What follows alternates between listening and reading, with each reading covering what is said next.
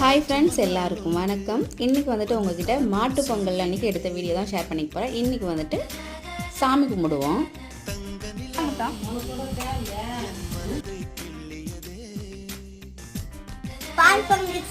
பொங்கிச்சுடா தங்கம். அந்த வசூல் எனக்கு வந்து ஒரு 100 ரூபாய் வசூலுங்க. பாருங்க, நமக்கு எவ்வளோ வயசு ஆயிடுச்சு, ஆனால் வசூல்.